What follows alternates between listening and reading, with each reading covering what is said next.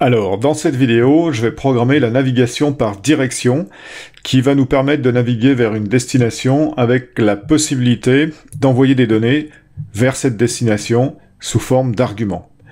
Alors pour cela, il faut d'abord installer le plugin SafeArgs.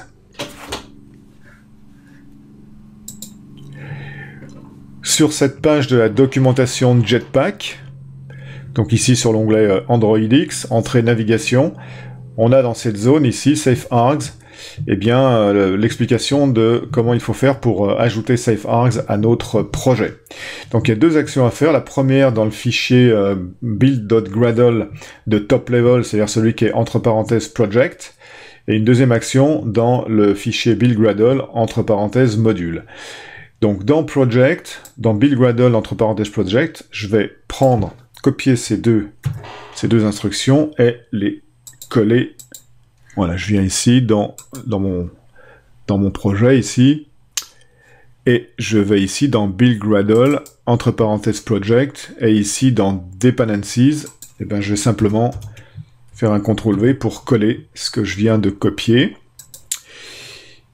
Je reviens sur la page internet, et maintenant dans l'autre build.gradle, dans l'autre fichier, je vais coller cette instruction apply plugin.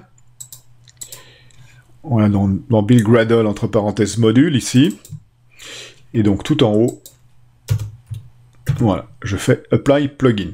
Ok, donc ça c'est la préparation de Gradle. Donc bien sûr il faut synchroniser. Voilà, Gradle est synchronisé. Donc maintenant l'étape suivante c'est de modifier le graphe de navigation. Donc ici j'affiche le graphe de navigation. Voilà, je vais rester en mode design, je pourrais le faire aussi en mode texte, mais on va rester en mode design, c'est plus facile. Donc, qu'est-ce qu'on veut faire? On veut que quand on va naviguer du fragment connect vers le fragment appointment, on veut que le fragment connect puisse envoyer une information vers le fragment appointment. Donc, ce qu'on va faire, c'est qu'on va déclarer un argument dans le fragment appointment, ici. Et vous voyez qu'ici, on a une entrée arguments, donc je vais faire plus pour créer un nouvel argument. Dans cette petite fenêtre, donc je vais donner le nom de mon argument, je vais dire username par exemple, ce sera le nom de l'utilisateur. Et puis je peux sélectionner un type ou laisser le système inférer directement le type de l'argument. Bien, là je vais sélectionner string. Alors vous voyez qu'il y a plusieurs types possibles, integer, float, long, boolean, string. Alors, il y a une chose intéressante, c'est qu'on peut aussi transmettre en argument un objet. Car vous voyez ici qu'on peut envoyer aussi comme argument, comme valeur d'un argument, un objet parcelable ou un objet serializable. Ok, donc je ne vais pas utiliser ces possibilités ici, mais je vais me contenter d'un argument de type string, donc ici string. Ok, je pourrais mettre une valeur par défaut, mais je n'en mets pas. Donc je fais add, voilà, l'argument est ici, il est créé, user underscore name de type string. Et maintenant, dans l'action correspondante, on voit apparaître dans la zone argument default values, notre argument username de type string, et éventuellement on peut lui affecter une valeur par défaut.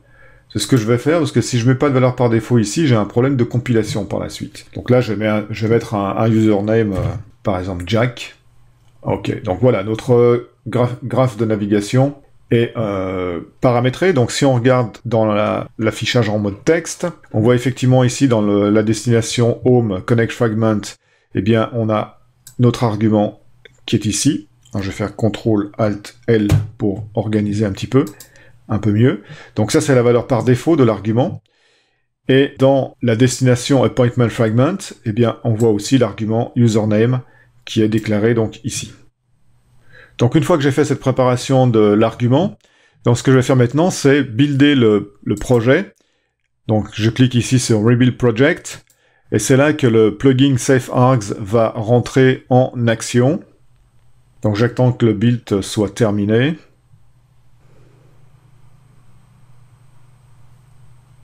Voilà, une fois que le build est terminé, ce qu'on va constater, si on développe ici Java entre parenthèses generated, ce qui sont en fait des classes générées automatiquement. Voilà, si je développe cette partie-là, on voit que le SafeArgs a généré automatiquement ces trois classes ici.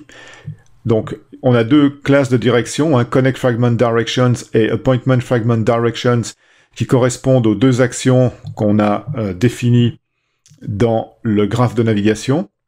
Et puis on a ici une classe qui s'appelle Appointment Fragment Args, et qui permet de définir l'argument, qui correspond en fait à l'argument username qu'on a défini dans la destination Appointment Fragment. Alors si on regarde Connect Fragment Directions, on voit qu'en fait on a deux méthodes ici, et on a une classe Next Action, et cette méthode Next Action, qui renvoie donc un objet justement de type Next Action, c'est en fait une méthode statique. On regarde ici un public statique Next Action, qui renvoie donc un objet Next Action, return new Next Action ici. Donc c'est la méthode statique qui va nous permettre de récupérer, qui va nous permettre d'instancier et de récupérer une référence à un objet de type Next Action. Cet objet, cette classe Next Action, si je développe les membres, eh bien on voit ici qu'elle a plusieurs méthodes, bien sûr, mais il y a deux méthodes qui vont nous intéresser. C'est la méthode setUsername, qui correspond à l'argument, donc permettra de passer un argument sous forme d'une chaîne de caractères. Et il y a aussi la méthode symétrique getUsername, qui permet donc de récupérer la valeur de l'argument qui a été passé. Ok, alors comment est-ce qu'on va utiliser ces classes? Eh bien, maintenant ce que je vais faire, c'est programmer Donc je vais venir ici dans Connect Fragment. Donc maintenant, ce que je vais programmer, c'est le bouton qui permet donc de naviguer par direction sur le fragment Connect. Donc ici, je vais implanter donc dans le code Java du fragment Connect la nav par direction. Donc première chose à faire, c'est de récupérer une référence sur le bouton, comme d'habitude. Donc btn, je vais l'appeler btn appointment dir. Ok, donc toujours pareil, c'est à partir donc de la variable v qui représente la vue, hein, donc v.findViewById, et le bouton s'appelle r.id.btn btn-nav appointment dir.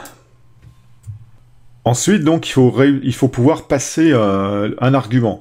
Donc pour ça, ce que je vais faire, c'est récupérer avec la classe Connect Fragment Directions une référence sur Next Action ici. Donc on va dire ici Connect Fragment Directions .next action. Donc je vais l'appeler Next Action égale, et bien là on va utiliser la méthode statique dont je viens de parler, c'est-à-dire le nom de la classe Connect Fragment Direction .next action. Ok, et maintenant que j'ai une référence sur cette classe, ben, je vais pouvoir utiliser sa méthode setUsername. On a donc ici nextAction.setUsername, et je passe une valeur, n'importe laquelle. Alors je corrige un peu ici, on va dire John. Ce sera le nom de l'utilisateur. Ok. Donc maintenant, qu'est-ce qu'on va faire? Eh bien, on va associer un click listener à ce bouton. Donc btn appointment dir.set onClickListener new onClickListener. Et dans sa méthode onClick, on va utiliser donc le contrôleur de la navigation, dont on a déjà la référence ici, hein, c'est navController, navController.navigate, et donc là, on va lui passer donc une direction, par exemple ce constructeur ici. Hein. Donc la direction, en fait, c'est Next Action. Donc on lui passe la direction avec l'argument. Ok, donc voilà, c'est tout ce qu'il y a à faire pour naviguer vers Appointment Fragment en passant donc cette valeur John ici. Et bien maintenant, ce qu'il faut faire, c'est dans Appointment Fragment, c'est récupérer la valeur qui a été passée en argument. Donc je viens ici dans Appointment Fragment, onCreateView, et donc on est ici dans onCreateView, par exemple ici, juste après avoir créé la vue, je vais récupérer l'argument. Alors comment on fait pour récupérer l'argument? Ben, en fait, on va utiliser la méthode getArgument, qui est une méthode du fragment ici, et qui renvoie un objet de type bundle. Voilà, je l'appelais args, et getArgument. Voilà, et c'est dans ce bundle qu'on va venir récupérer la valeur. Donc il faut d'abord quand même tester si le bundle n'est pas nul. Donc on va dire if if args différent de nul, à ce moment-là, si cette condition est vraie, on va récupérer dans une variable de type string le username, et donc on va faire args.get. Vous voyez qu'il y a une méthode get, on lui passe en paramètre, donc la clé qui permet de retrouver la valeur dans le bundle, et la clé, alors ce qu'il faut savoir, c'est quelle est la clé. Ben, si on revient ici sur les méthodes générées automatiquement, dans connect fragment, dans next action, si je regarde par exemple set username, voilà, on voit en fait que, alors ce qui se passe en fait, c'est que cette classe peut stocker beaucoup d'arguments dans une hashmap. On a ici une hashmap dont le nom est arguments.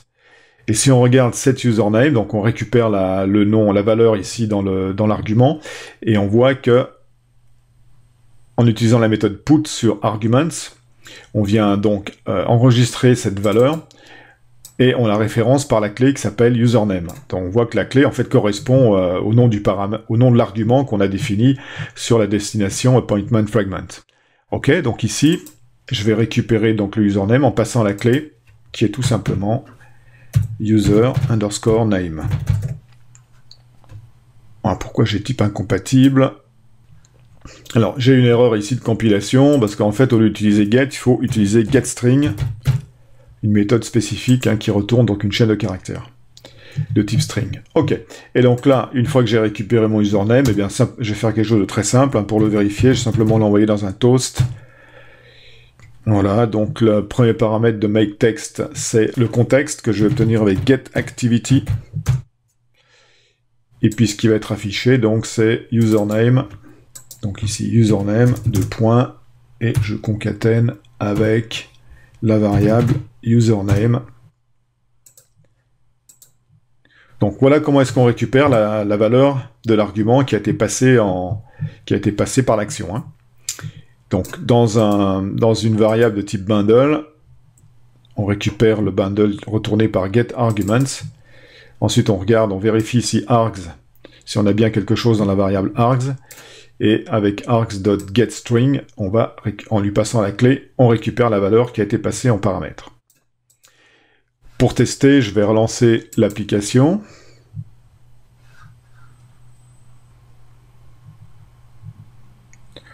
Voilà, l'appli est lancée. Je vais cliquer sur Appointment by Direction. Donc, on a bien ici, on se retrouve bien dans Appointment Fragment, et on a vu effectivement le username qui a été passé. Je recommence, Appointment by Direction, et on voit dans le toast apparaître John. Ok, donc cette navigation par direction fonctionne bien, et on voit qu'elle nous permet effectivement d'échanger des informations, d'échanger des arguments entre destinations. Voilà, c'est tout pour cette vidéo, et je vous invite à me suivre dans la prochaine vidéo.